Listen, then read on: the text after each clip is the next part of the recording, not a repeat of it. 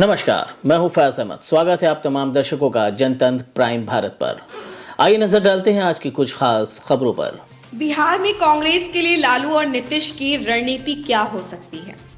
मध्य प्रदेश, छत्तीसगढ़ और राजस्थान के विधानसभा चुनावों में हार के बाद विपक्ष के इंडिया गठबंधन पर इसका बड़ा असर देखने को मिल सकता है। इन चुनावों में बीजेपी का कांग्रेस के साथ सीधा मुकाबला था।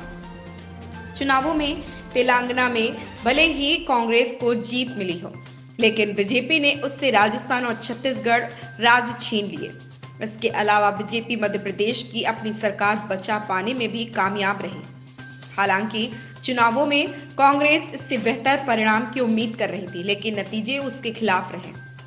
खास बात यह भी है कि विपक्ष का इंडिया गठबंधन बनने के बाद यह बड़ा चुनाव था, जिसमें एक साथ पांच राज्यों में विधानसभा चुनाव को हो रहे थे।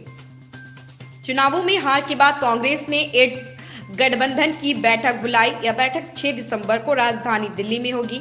रविवार को कांग्रेस अध्यक्ष मल्लिकार्जुन खड़गे ने इस बैठक का ऐलान किया था। तीनों राज्यों में कांग्रेस की हार के बाद बिहार के मुख्यमंत्री नीतीश कुमार और आरजेडी प्रमुख लालू प्रसाद यादव की तरफ से फिलहाल कोई बयान नहीं आया, लेकिन माना जा रहा है कि इससे अब वो कांग्रेस पर दबाव बना सकते हैं। पिछले ही महीने बिहार के मुख्यमंत्री नीतीश कुमार पटना में भारतीय कम्युनिस्ट पार्टी की एक रैली में शामिल हुए थे। वहां नीतीश ने कहा था कि कांग्रेस इंडिया गठबंधन में दिलचस्पी नहीं दिखा रही है। उस दौरान सीपीआई नेता डी राजा ने भी कहा था कि इंडिया गठबंधन के दलों को साथ लेने के लिए कांग्रेस का रवैया और बेहतर होना चाहिए। कांग्रेस के मध्य प्रदेश, छत्तीसगढ़ और राजस्थान में अकेले चुनाव लड़ने का फैसला किया था। इन चुनावों के दौरान भोपाल में इंडिया गठबंधन की एक रैली भी होनी थी, लेकिन कांग्रेस नेता और मध्य प्रदेश के पूर्व मुख्यमंत्री कमलनाथ ने बताया था कि यह रैली रद्द कर दी गई है।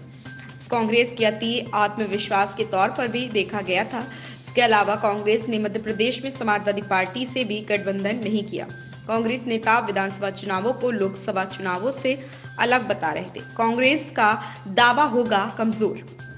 करीब 6 महीने पहले हुए कर्नाटक विधानसभा चुनावों में बड़ी जीत के बाद कांग्रेस के नेता अलग तेवर में दिख रहे थे और देश की सबसे प्रमुख विपक्षी पार्टी होने के नाम पर कांग्रेस ज्यादा सीटों पर लोकसभा चुनाव लड़ने की इच्छा दिखाती रही है। कांग्रेस बिहार की 40 लोकसभा सीटों में 9 से 10 सीटों पर चुनाव लड़ने की मांग करती रही, लेकिन अब इस हार के बाद क्या इंडिया गठबंधन में उसकी स्थिति कमजोर होगी और क्या इससे उसकी मांग कमजोर पड़ सकती है?